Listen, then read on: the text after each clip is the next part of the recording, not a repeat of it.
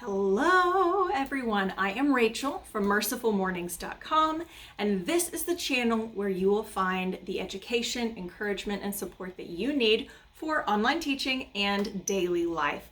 And today I want to talk to you about how to find more time in your day. This is something that everyone I know struggles with. You go through the day, you get to the end and you go, where did the day go? Did I even get anything done today?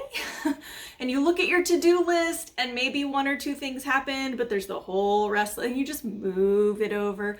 No, we're not doing that anymore. I want you to pay close attention today because that was me and now it's not.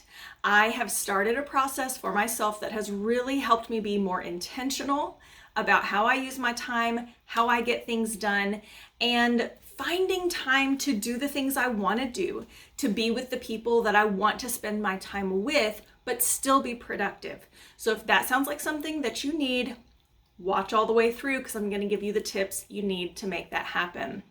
Before we go any further, if you haven't already, be sure you subscribe to the channel and click that bell so that you are notified when videos like this go live and you won't miss any information.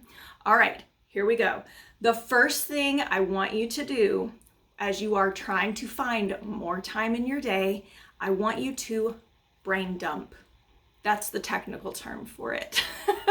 There's so much going on up here. You think of all the things that need to get done. You think of all the tasks you have. And this, I don't know about you, but this happens to me as I'm trying to fall asleep at night. Right? Anybody else out there? Please, it's not just me. I go through all the things that need to get done the next day, the next week, and I can't go to sleep.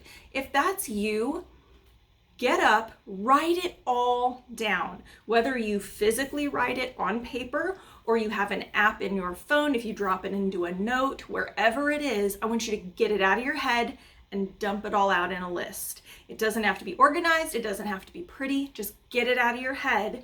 And this happens anytime you have a thought like, oh, I need to remember, oh, I've got to, whatever it is, get it out of your head and onto paper or in a document on your phone, a note, a Google Doc, whatever that looks like for you. Get it all out. So that's the first step is your brain dump. That's my official term for it. The second thing I want you to do, you go back through that list of all those things. Maybe it's personal, work, appointments, all the things. And I want you to prioritize it. Look at everything that's there in front of you and go, what's the most important?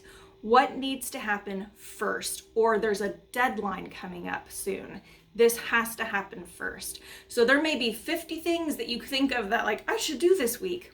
What's the most important? Put a number one next to it. I want you to go through the whole list and do that. And after you get to like maybe the top 10 things, you realize, okay, the rest of these things need to happen, but maybe not right now. Take those top 10 things, get out your calendar, whether it's a paper calendar, a Google calendar, whatever it is that you use, get it out. Look at what you've got going on that week. And I want you to take each of those prioritized tasks and plug them in somewhere. Give it a set amount of time. So I need to get this lesson plan finished and I have time on Tuesday between 9 and 10 a.m. That's where it goes. You write it down, you schedule it just like it's an appointment. Like you had to go to the doctor, that's where you had to be, that's what you have to do. I want you to write it down and schedule it for yourself and give it a time limit. If you put it down for 9 o'clock and just say, I'm gonna work on it till I finish it, that'll eat your whole day. If you're like me, if you're a little squirrely like I am, that could eat your whole day if you don't give yourself a set amount of time. Now, I hear you saying, but Rachel, what if I don't get it done? Then you assign another time later to finish it. But if you know this is when I'm working on it, you know that's your set time. You're not going to open up Instagram. You're not going to open up Facebook and start scrolling. You're not going to be answering emails. You are doing that task for that amount of time and you know you've got to get it done because that's the only time you've got. That's when it's assigned. So it just makes you more intentional with your time and then it's done and you don't have to worry about it.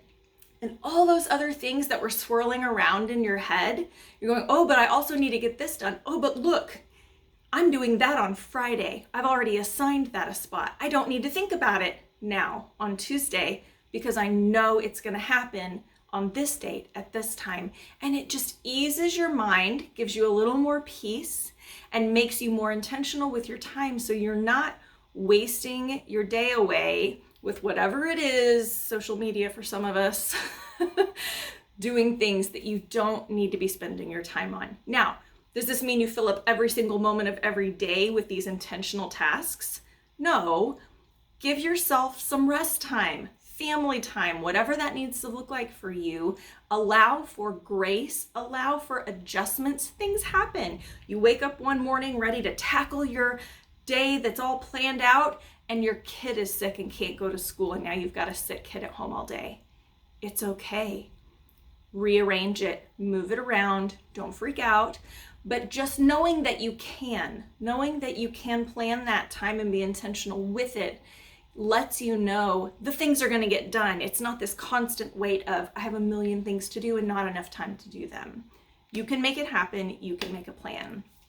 One of the tools I've started using that I want to share with you, not because they give me anything for it, but because I love it, is Asana. Asana, and I will leave a link in the description box for that. I love Asana. It's a project management tool.